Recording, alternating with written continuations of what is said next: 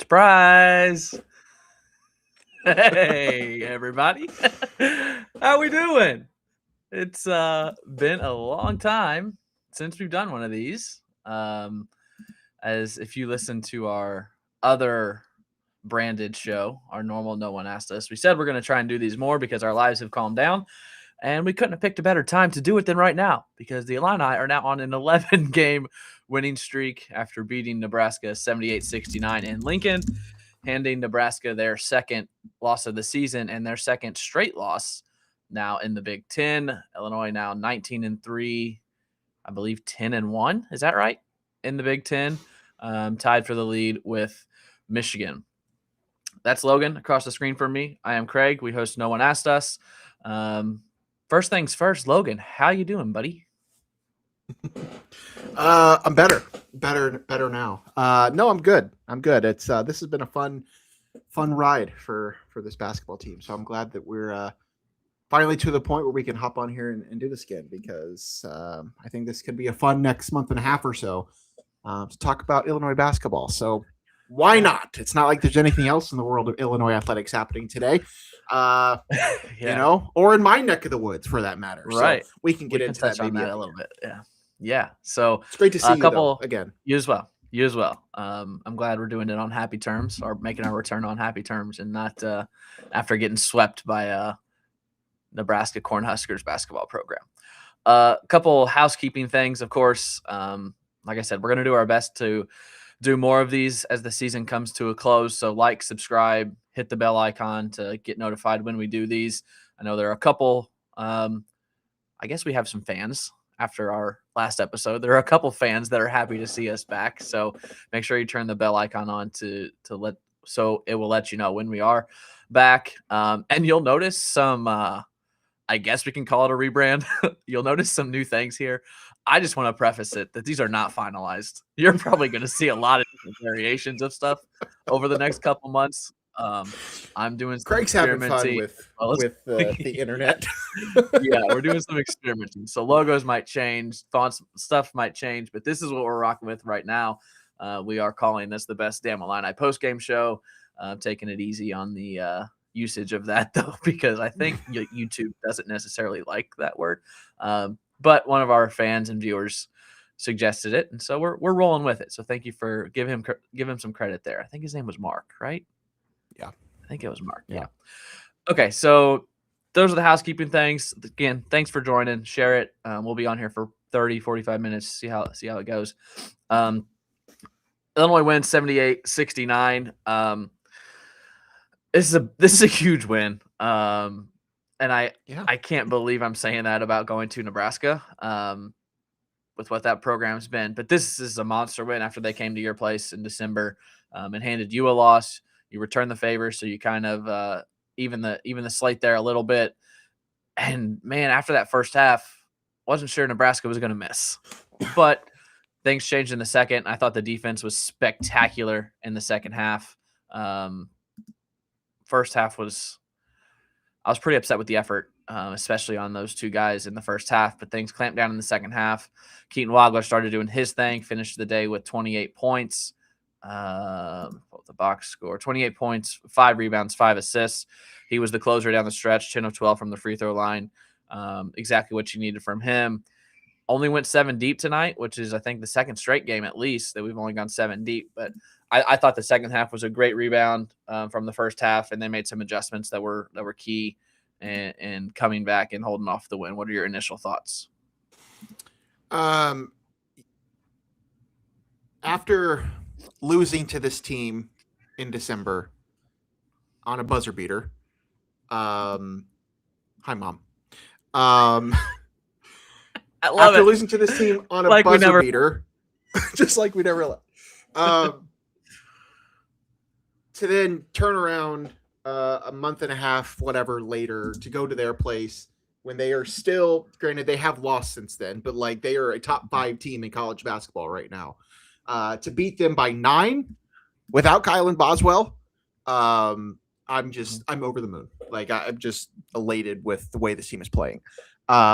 But yes, as you mentioned, it was the second half. The second half was the difference in this game. At one point, they showed the point breakdown the half breakdown, and it was jarring to me how the first half was fine. I think Illinois was lucky to be in it as much as they were. Keaton only had 5 points in the first half. It was really Tommy that carried them in the first half. I don't think Tommy scored in the second half. Maybe 2 points. I think he had like 10 at halftime or something 2 like points. that. Yep, 2 points. So yeah, I mean, for him and for them to stay afloat essentially in the first half, and then to just come out in the second half and just really dominate the second half from start to finish, both offensively and defensively. This is a really good Nebraska team. I think everybody knows this. Are they as talented as Illinois, Michigan, Purdue, Michigan State? I don't know, but they've played really good basketball up to this point. And I imagine they will continue to play really good basketball into March. So this is a huge win. This is an absolute huge win. This is the last 8 days to have wins, road wins over 2 top 5 teams. One of them being the team with the best point guard in the country. And one of them being, this team, of course, that beat you and was 20-0 to start the season. Like, I could not be more excited with how this has gone. And again, to do it without Kylan Boswell and to do it with a very poor first half at minimum from Andrei Stojakovic, who we both happened to tweet about at halftime. I think says something too. So yeah, that's my take. Yeah, he's we can just leave. I need more from him. You gotta have more. I don't want to get it. We don't need to get into the negatives, but like you need more from him. You just have to. But go on. Yeah. Let's pull up his stats here. His ESPN. So he ended up with 8 points tonight. He ended up being fine. The second half, 8 points, 2 rebounds, 4 assists, made free throws, got to the hoop. +3 like, in he the did plus what minus. he needed to do, and I do think he's giving you something defensively, sometimes. But I'm just, and I have another take about him. We don't need to. I don't want to dwell on Andrei Stojakovic to start this show. But you need more from him, and you got a little bit in the second half, but still, you did. Yeah, 5 of the last 6 games he's in single digits. He hasn't made a 3 since the Maryland game when he scored 30 points. He shot less than 37% from the field, and in the last 3 games. He's in some sort of funk right now, and I don't know if it's partially because the offense is fully running through Keaton Wagler, and so he's just not in his rhythm or in his flow. But you do need more from Andre for the next at least couple of weeks until Kylan is back, and then you're back to full strength. I guess the next thing that popped in my head was, and I touched on it on the intro, only went 7 deep tonight. And it's the second straight game they've only gone 7 deep. Is that a concern, or is that just a matter of Kylan's not there when he comes back? Obviously, it's 8 deep. Are you seeing somebody have too many minutes? What are your thoughts on the depth right now? I mean, this is February. This is both typical Brad Underwood, but also it's also obviously because you don't have Kylan. I mean, if you have Kylan, you're going 8 deep. All 7 of these guys are in your rotation. So are there times where I wish maybe somebody would get a spell for a minute or 2? Sure. But we haven't exactly seen a lot of that. Petrovic has been a liability defensively. He's really nothing more than a spark plug to pop in there when things are going to crap. Brandon Lee gives you something defensively, but like I don't know what you're going to get from the 2 of them. And then the unfortunate news, Jason Jaxtis, who is not a key rotational player, but he is now out for the season with blood clots. So not that he's ever playing much, but like that is your next depth post piece. So I'm not surprised that these Brad's only playing 7 deep. Maybe against Northwestern at home, you get an opportunity to maybe give some guys some spells on the bench and let some other guys play. But I think until Kylan comes back, this is your rotation. I really think it is. And will that hurt you down the stretch? I mean, maybe. But this team seems to be very well conditioned. I think Nebraska was struggling with some of that today, keeping up with what Illinois was doing. It's not like Illinois plays fast. They are not a fast break, high tempo team. but they just do enough to you physically. They don't foul the offensive rebound. Like, they just do a lot to wear you down. So yeah, could that hurt down the stretch? Maybe, but hopefully you get Kylan back here in the next couple of weeks or so, maybe 3 weeks, and we can kind of move on from that. Yeah. I was reading a stat during your first half of the answer, so I'm not sure if you said it or not, but my thought is, at least right now, I would like to see Brandon Lee a little bit. I've seen enough Sure. of Petrovic. I don't see Sure. any way he contributes this year. Give him an full off season if he's back, and let him play next year. I'd like to see some Brandon Lee, less than 5 minutes, Sure. maybe less than 3 minutes, but get him out there to get some experience. But yeah, once Kylan comes back, I'm not concerned. Yeah, they could use another guard at times. They could, for sure. But the way Keaton's playing, you're not taking him off the court. So, and the Merck point guard experience is serviceable. I think he's been just fine bringing the ball up and initiating the offense, which is crazy for a 6'8" or 6'10". Something I thought about towards the end of that game, they haven't. No defense has put much pressure on Illinois bringing the ball up the court without a true point guard, which I find interesting. That Purdue game, it was Mirkovic almost the whole game bringing the ball up the court, but that was because whoever was on Keaton was stuck on him, and as soon as they gave the ball to David, they backed off. I'm interested to see if somebody does put some pressure on that, and because I was thinking, have we even seen a zone the last I don't know how many games, not a zone, a press, the last few games, there's been very few full court pressure instances where we've had to see that. I mean, the David Mirkovic as a bringing the ball up the court kind of player has worked out fine enough, and I'm not sure that's going to be Brandon Lee either. So I mean, it's worked. It's worked. The stat that I was reading from the field of 68, Keaton Wagler just scored a combined 74 points and shot 65% in 2 top 5 road wins in 8 days. He's the first Division I player over the last 20 years to have multiple 25-plus point games in a row, or games in road wins over top 5 AP teams, per Jared Burson, college basketball. I don't know who he writes for, but that is the source there. Incredible. So it's incredible. Yeah, we touched on Keaton in each of the last couple episodes we've done. I don't know how much else you can add. This dude. 20, how many did he have in the second half? 23 in the second half after going 2 of 9 from the field in the first half, 5 of 6 in the second half, 3 of 4 from 3, 10 of 12 from the free throw line. He's just unflappable. Came completely out of nowhere. I did not expect this. Every time someone asks, or I ask you or I ask anybody about, where's Petrovic, I don't think anybody expected this from Wagler, so that's why Petrovic is not seeing the floor. As simple as that. Yeah. I said at halftime, before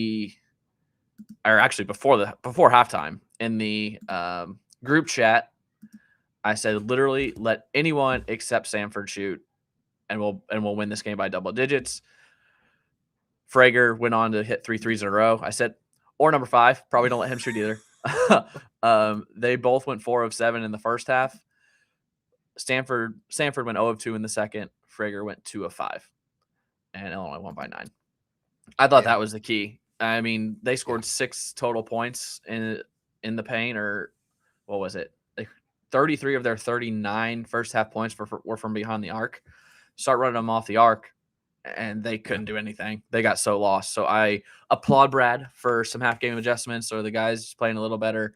And I thought that was the key, was the defensive change and putting a little more hands and faces of those shooters. Yeah. And this is it's crazy to say this, but even without Kylan, this is a better team than what Nebraska played against back in December. 100%. And the fact that Rank Mass is coming off of the flu or whatever, he's not back to full strength. This Nebraska team is not quite as good as what Illinois saw back in December. So it was kind of right time, right place for both of these teams. But yeah, I mean, it was Price Sanford all day back in that first game, and you kept them limited. I mean, in the second half again, the defense was tremendous for keeping both of those off the 3-point line, because Brad will take the 2-point shots all day long, especially when you have those, those scorers. Like Bryce Sanford's legit, man. He can fill it up, and to limit him to those shots,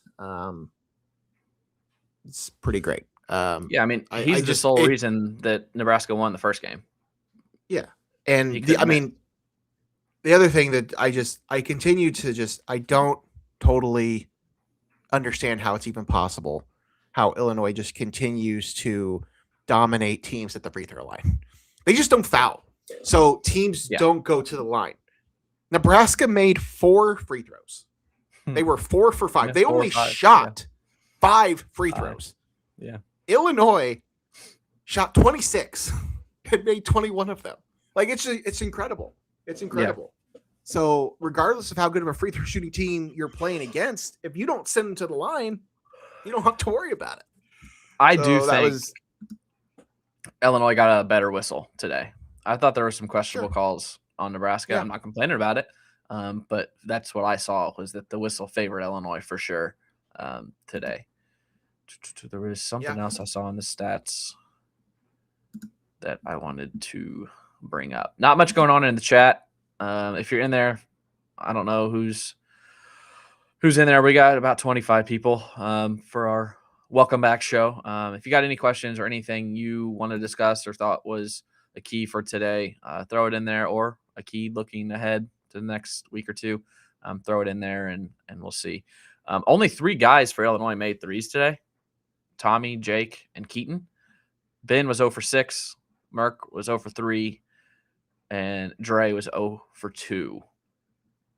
Still 9 of 30 from 3, which it's not great. No. But in the grand scheme of things, it was okay, because they were timely. I thought the ones that they hit were good. I don't know. Do you have anywhere else you want to go with this? I'm just kind of looking at the box score we're on every here. Every game, it's the rebounding and the free throws. I mean, we out rebounded them by 13. Yeah, that continues to be this team's calling card. They out rebound teams and they out shoot teams at the free throw line. Mm-hmm. If your threes fall, it's over. I mean, when those two things are happening, when Illinois is getting as many second chance opportunities that they are, are Purdue and Nebraska the best teams in the Big Ten? No, probably not. I mean, I think that's, Michigan is, but you're doing this against some really, really good teams. It's just really impressive to see what this team has been able to pull off when you do those things. I was worried in the first half, as I said. Keaton wasn't giving us much. Been waiting for somebody else to take off, to step up and do something. I mean, I loved what we saw out of Keaton Wagler last Saturday in West Lafayette, but I'm like, is somebody else going to help? Now, at the end of the game, they made some shots and that stuff, but the whole Andre Stojakovic thing, as we said, I want a little bit more from him. There was a tweet, somebody had tweeted, I don't know who it was, it doesn't matter, but somebody tweeted earlier this week about how Andre Stojakovic was Brad's worst evaluation. Mm-hmm. And I thought about that for a while, and my response to that, I didn't tweet this out, I'll just say it here. My response to that is that I don't think Andre Stojakovic is a bad eval. I think, if anything, Keaton Wagler is the bad eval. Because if you knew what you had in Keaton Wagler, you probably wouldn't have got Andre Stojakovic. So I don't think I don't think Andre was a bad eval. I don't think he fits very well with this team right now, because Keaton is doing all the things that Stojakovic would normally do, but better, because he shoots threes and makes threes. Like, Andre Stojakovic has things that he does really well. He's just not really doing them right now. He's being asked to do a lot right now without Kyle, and he's getting stuck on, the best offensive player on the other team. He's going to have to do it a lot defensively. He's getting his rebounds. He's doing the things he needs to do, but I don't think this is at all the role anybody expected him to have when the season started. So I don't think it was a bad eval by him for anything. I don't think they knew what they had with Keaton Wagler, and if they knew what they had, I don't think Andre Stojakovic is here. So hindsight, obviously, it doesn't matter to this aspect. So this is a great podcasting topic. had we known how the season would play out, what would you have gone after instead of I don't know. Andrei Stojakovic? I don't know. Right. I mean, I like having him. That's a really good question. Yeah. Obviously, it doesn't matter, so we don't even need to. Yeah, I don't have an immediate answer. I mean, the name, there was a lot of names that are flying around. There's a part of me would like to have had something like an Adam Miller. I don't even know what he's doing right now, as far as numbers he's putting up. I'm assuming he's healthy. What is he at Gonzaga? Yeah. Somebody just another shooter. You have 5 shooters on the court because right now Stojakovic is just not that. Again, I like what he does, and I think if he can get it together, it'll be fine. But you have to be a little concerned because I'm a little worried about relying on Keaton Wagler to carry this team all the way to the end. That's where my head went, was maybe a ball handling, straight ball handling point guard. But that's kind of what. Well, that's the thing. You thought that's what you had in Petrovic. Yeah. I mean, I think the expectation going into the season was that Petrovic is your point guard, Stojakovic is your A1 guy, and that's just neither of those things have happened. So yeah, it's obviously a very different roster, at least as far as those things are concerned, than what they probably thought they were signing up for. But I don't think that means it's a bad eval by Brad. No, I definitely don't agree with that. I was going to ask this. I don't want to ask it. Is Nebraska... I don't want it to get clipped or caught by the Nebraska fans. Is Nebraska fake?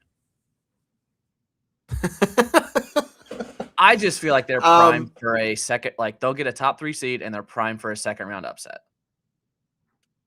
That's fair. I don't know that I would say they're fake, but I can certainly see...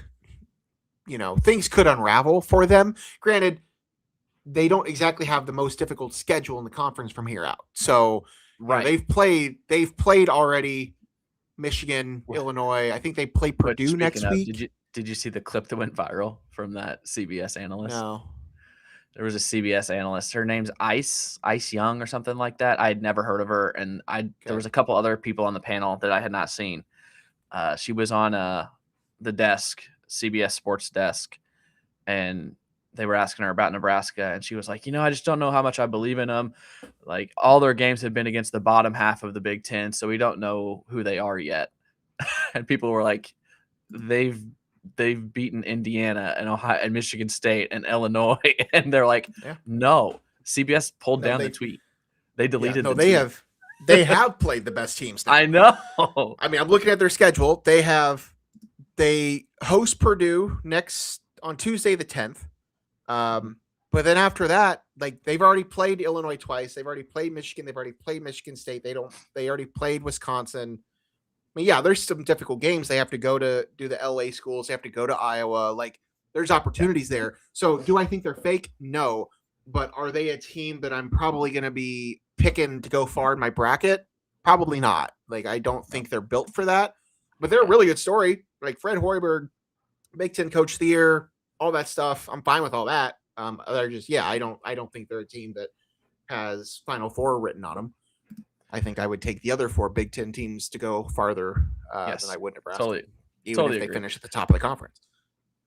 Where do we see the block eye in the AP poll on Monday? Oh, that's a great question. Let me look at the poll. The only teams that lost this week were Michigan State and Nebraska. Everyone else above them held serve.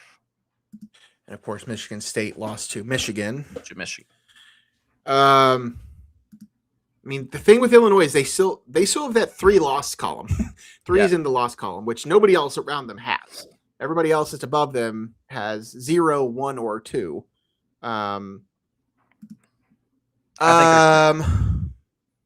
think they jumped Gonzaga. I could see them jumping. So you're saying Gonzaga would go to 5 and they would be 6? Yeah, I think that's probably pretty likely. I think it'll be Arizona, UConn, Michigan. State. Actually, I think it'll be Arizona, Michigan, UConn, Duke, Iowa State, Illinois. Because Iowa State had 2 30-point wins this week. Okay, so say that again. What do you think it'll be? Basically the Arizona, same. Arizona, UConn, Michigan, Duke. I think Michigan jumps UConn because of the Michigan State Okay, win, sure. and the Nebraska win. Then Sure. UConn, Oh, yeah, then for Duke, sure. then Iowa State, and then Illinois, and then Gonzaga right and then there. Gonzaga. Yeah, Yeah. I think that's certainly possible. Yeah. Yeah. Texas I think Tech lost. Did Purdue lose again? Purdue didn't lose again, so they'll be right behind Illinois. And then Nebraska will probably still be top 12 because they lost 2 top 10 games. So yeah, I think they'll be 6, which will be the highest they've been all season, I think. Oh yeah, for sure. Did they start? What was preseason? 8? Were they that high? Oh, preseason was 17. They got up to 8. Yeah. Week 3 poll, they were 8. So yeah, definitely going to be the highest ranking of the season. I know the net doesn't change a ton during the season. I think coming in they were 7, 8. They were 8 in the net, right behind Nebraska. Is that you think that'll change a couple spots? Maybe back up to 6? That's obviously a quad 1 win. That's a quad 1A win right there. Yeah. They'll definitely move up. How high?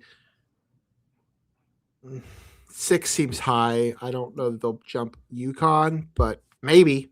Yeah, 6 or 7. 7 for sure, if not 6. I could see them moving up to. Shut up. Is that dead? I haven't heard that in a while. I hope it's dead. I don't think it's totally dead yet. I think they could end up in 6 in both the net and the AP. You have them on the 2 line? They're firmly on the 2 line. Yeah. Yeah. In the as far as the bracket is concerned, but there's still a lot of basketball to be played there. But yeah, this is pretty impressive what Illinois is doing right now. Okay, so this week, Wednesday night, Northwestern Wednesday. Yep, the Kitty Cats Wednesday at home, 9:00. You foresee any issues with that one? I mean, they're all trap games at this point.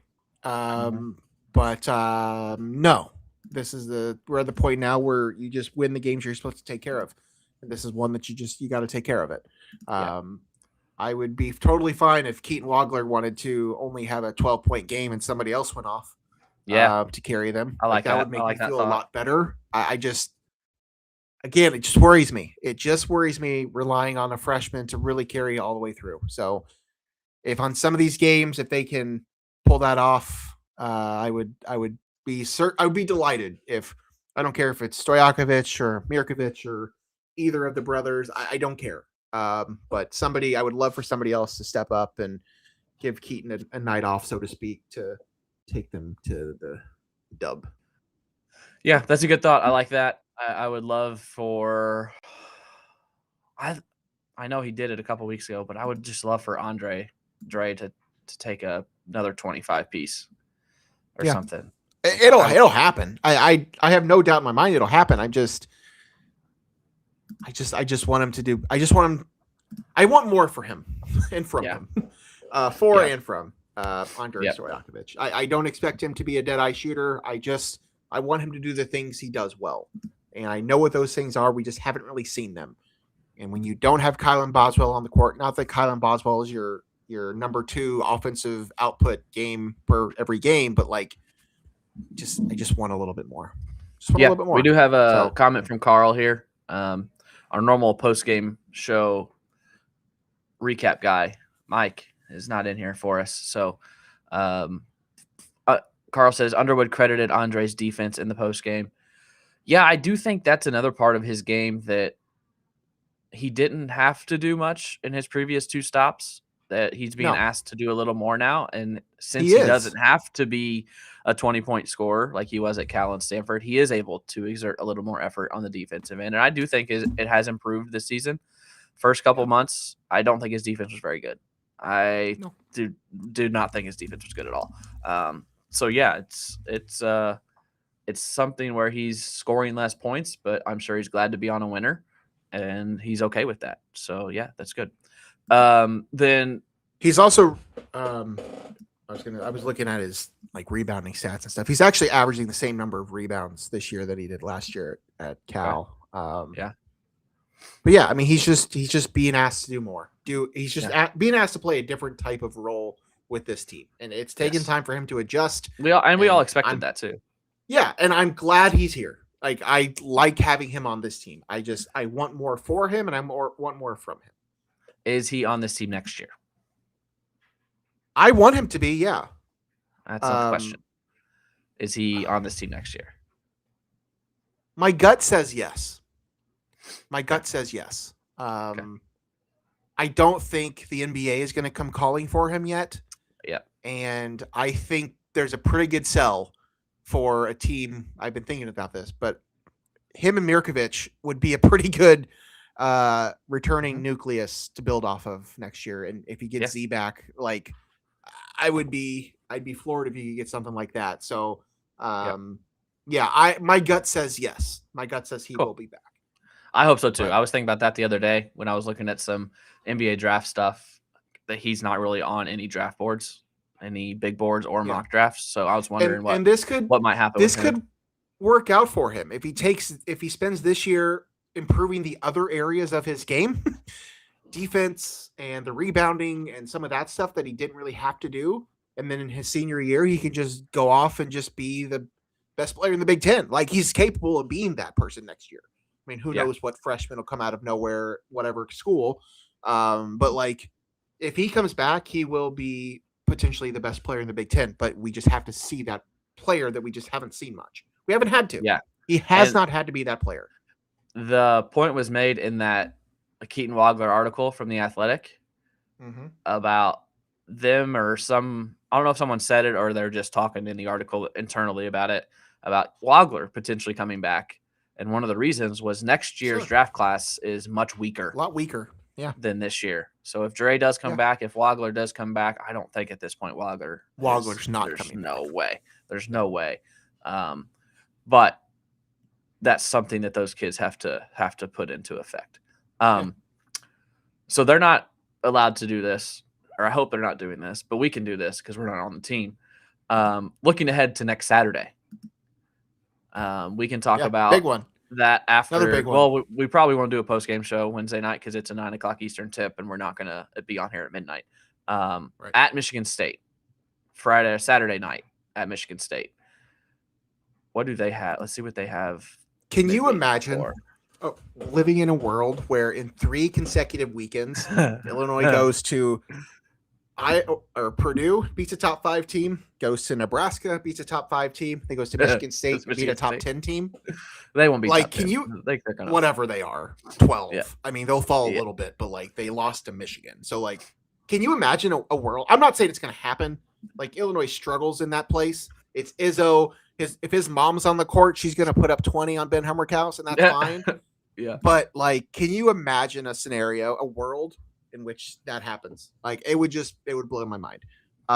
Can they do it? Yeah, absolutely. They've clearly shown they are a predominant force in the Big Ten. You're going to need, I'm waiting on somebody else to help out. It cannot just be Keaton Wagler.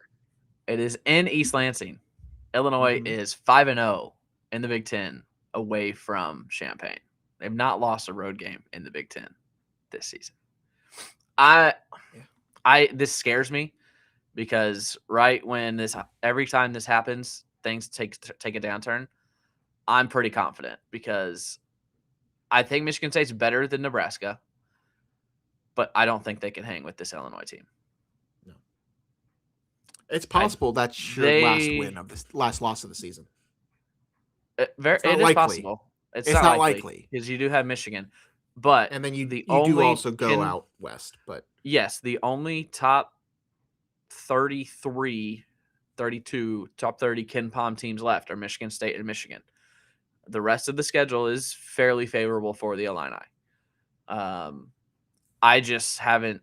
I watched quite a bit of Michigan State, and I haven't been blown away by them offensively. Defensively, they're the number 2 team in the country. But the way Illinois is playing on that end of the floor, if you take one thing away, they're just going to hit you with something else. It's so It's so fun to watch, which we didn't mention, and I almost wrote it down because I didn't want to forget. Was that the best assist you've ever seen today? The Tommy Swat. Whoa. Swipe left. That was incredible. I don't even know. Right at the end I don't even know if he meant to do that. I don't even know if he meant to do it. Like, it was incredible. And that was the second. There was this. Was that the Washington game or it might have been the Purdue game where Jake had that buzzer beater at the shot clock that was like, I mean, at the red. Like, it did happen again. It was so yeah, like, incredible. I don't know what if that's what he meant to do. I don't know if that's what he meant to do at all. I'm watching it right now. Goodness, that was pretty. I'm watching it again right now. Let me see. This is a really talented team, man. The basketball IQ on this team. He definitely meant to do it. Definitely. Yeah, I mean, he meant to do something, but like the size at one point, we didn't talk about the size at one point, the lineup they had out there. Everybody was 6'7" or taller. I have sent that text a couple times to the guys about, our lineup right now is 6'6", 6'7", 6'9", 6'9", 7 foot. Yeah. Playing the one or whatever, Mirkovic playing the one. Like, I love having both of Ivisics on the floor. And I know there's probably some limitations with it, but I love when they're both out there. I think Big Z might be one of my favorite acquisitions Brad has. I love him. I love that he's on this team. I think he fits perfect. Yeah. There was one other thing I was going to bring. Oh, what's up, Matt? Hey, Matt. By far the best assist I've ever seen. He totally meant to make the pass. Yeah, it was. I think that's what I like about this team, too, is they're 6'10", 7 foot guys, but they see the floor so well. Mirkovic made a pass today, too, that I thought that is a point guard seeing the floor play. I don't remember the exact. He's a point guard. I don't remember the exact moment of the game, but it was incredible. This team offensively it's so much fun, man. And I don't know how anybody. Now, am I going to predict that they run the table and win the national championship? No, there will be another loss or two on the schedule probably, but every game I'm getting more confident in them, and it scares the crap out of me because I'm just setting myself up for that heartbreak. Okay, hold on. I don't think I texted this to you. I texted it to I texted it to the group and to one other person, and I was saving it for the pod. Do you see what's going on in the A10 right now with a certain blue and white team, St. Louis? Yeah. With a certain 6'9"-ish, little overweight white guy. I'm familiar. Okay. With Robbie, yes. With Robbie Avila. I think about this at least once a day, maybe more. And I just see it happening. Illinois gets a 2 or a 3 seed, and a certain St. Louis team gets a 6 or a 7 seed. Yeah. And that matchup comes in the second round, and I cannot get Loyola out of my head. Please talk me off the fact or tell me that SLU's going to be not faced up against Illinois, because I cannot handle it. And it's all that I think about right now. Yeah, no, that's fair. That's fair. I hope that matchup does not come. But I don't know. I'm not going to sit here and say that this team is better than that team, that Illinois team, because I don't think they are. That team had 2 All-Americans. This team does not. But I don't know. There's just something about this team right now that I feel a little. It's silly to say because I absolutely felt all the confidence in the world going into that. Could it happen? Yeah, absolutely it could happen. But I think, I don't know. There's just something about the way this team's playing right now that I feel like Brad will get past that. And I don't think Brad wants that monkey on his shoulder. So yeah, let's just hope that Illinois doesn't have to worry about Robbie Avila. Yeah. Anything else basketball for our sake? Anything else? Illini or college basketball in general? No. Okay.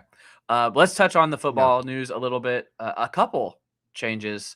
The tight ends coach, I've already forgot his name. Robbie? Isn't his name Robbie? I don't remember. I think it's Robbie, but we'll just go with the big one. Aaron Henry is leaving Illinois to go be the co-defensive coordinator at Notre Dame. Heard of It is funny to see all of the excitement coming from South Bend about this hire, paired with the take him from us coming from the Illinois fans. And I thought someone put it really well on Twitter this evening that it's not more obvious about how irrelevant Illinois is in Notre Dame's eyes than the Notre Dame fan base celebrating a hire that Illinois is happy is leaving. It's like Notre Dame doesn't even know Illinois fans exist, because if they did, they would be like, oh, great, like when they saw the reaction. Now, he was the defensive coordinator for 19 wins in a 2-year span. So it's not all bad, but I think you'd be hard-pressed to find anyone that isn't a little bit excited that Aaron Henry's gone. I think both things can be true. I think Illinois is happy to get rid of their defensive coordinator, that they were not great with how things were going. But what Notre Dame is getting is a DB coach, right, who, as a DB coach, is pretty good. He's pretty damn good. But he's put a lot of talent through that system. So I think it's funny. There's a guy named Darren Pritchett who was up here for a long time. He was the radio voice of the South Bend Cubs when I was here, and longtime radio guy in South Bend. But he's from St. Louis area, and he has this past year relocated back to Springfield, and he's doing radio in Springfield. But he has been kind of, I don't want to call it trolling Notre Dame fans, but like he's been pretty active on his social media about it. And like, Notre Dame fans are talking about it and how great this hire is. And he's, speaking from both sides of this, being very, very, very involved in the Notre Dame side, but also following Illinois side very closely. He's just been an interesting follow because the way people have interacted with him is pretty funny. Yeah, I mean, it's, I think both things can be true, though. I really do. I think Notre Dame fans don't really have any idea that Illinois is excited to get rid of this guy. But again, he's not calling plays. So, I think it's a good hire for Notre Dame, and I think it's a great situation for Illinois. Now they just have to go out and fill that spot with an A+ hire. I think Brett needs it. Yeah. The other one, thanks Matt for the assist. Robbie Disher, I think is that how you say that? Yes. He's going to Ohio State to be the special teams coordinator, which again, another hire that people were not all that upset to see leave Illinois. I think, was he the tight ends and special teams here as well? Is it the same role? Yes. Yeah. So, no, he's going there to just be special teams, I think. Okay. I just know Illinois fans were not super thrilled with his performance, so they're happy to see him leave as well. Funny that two of their guys are leaving for better programs. And the question has been brought up, is this Brett Bielema hyping up his guys as a, hey, I don't really want them here, but they're great. They're great. They're really great coaches. You can have them. That's fine. Is it one of those situations, which addition by subtraction, maybe? I don't think so. He's all about consistency. Again, he's all about continuity. So I don't think he wants to see his guys leave. No, but I think that he knows that things needed to happen, and Aaron Henry knew that too. I mean, he was out there searching for jobs. So there are worse places you can end up at the Notre Dame. There are worse places to land. I tweeted at him. I said that I had a bed for him if you needed a place to land. If you need a pillow to lay your head on, Aaron, hit up Logan. He's got a spare bedroom until you find a house with your $1 million salary, whatever you're making. We do have some people in the chat now, so let's touch those real quick before we head out. Chris on here. This game was Purdue game flipped on its head. We dared Nebraska in the second half to beat us with the three. They couldn't. In the Purdue game, Wagler buried them with the threes and then dishing off for threes.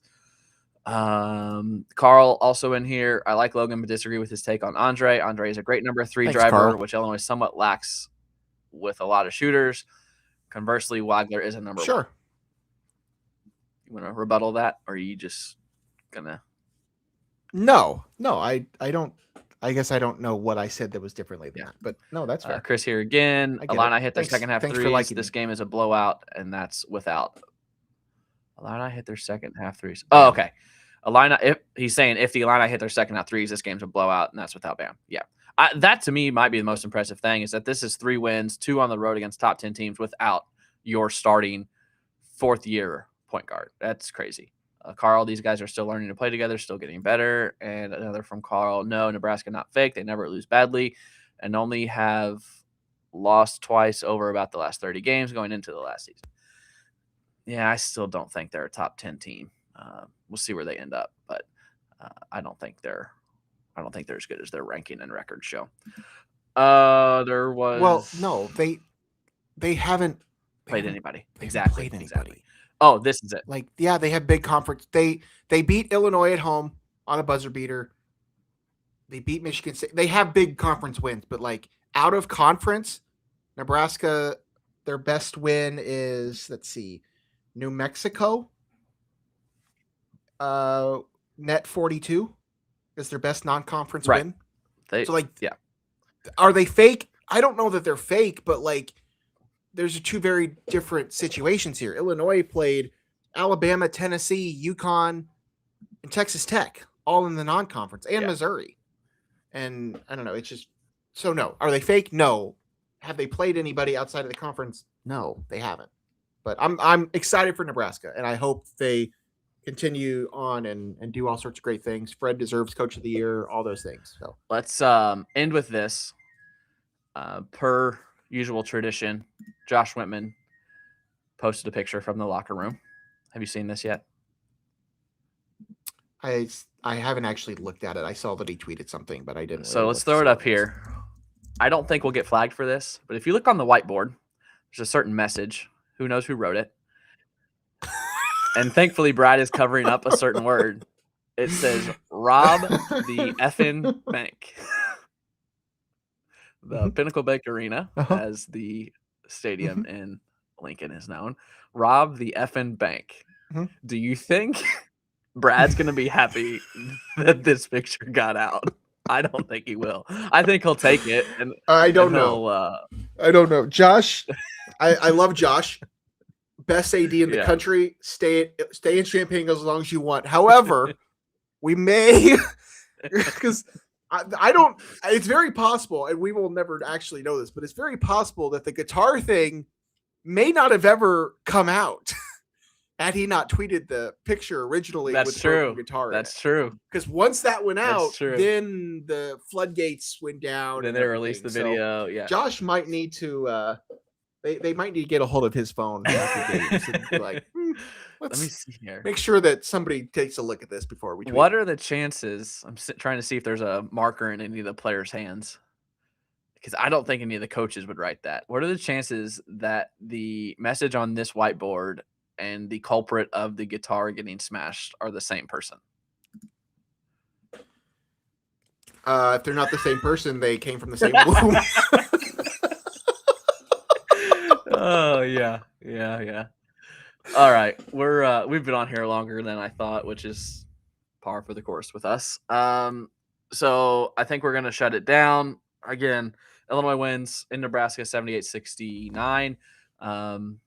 Next up is Wednesday night at home against Northwestern. It's a 9 Eastern tip, so you very, very, very 99% likely will not see us on Wednesday night, and we haven't talked about next Saturday. I believe I'm in town. I don't know, but we'll discuss whether we want to do it for that one. I don't know. But those are the next up this week. We might hop on sometime this week and do our normal stuff, but we tend to not do that when we have post-game shows. So we'll see. Again, point being, turn on the bell notifications on YouTube because we do have our live subscription back, and we will likely be going live with all of our shows. So turn those on so you know when we do go live, so you can hop in the chat and help with the conversation. Do you have anything else, Logan?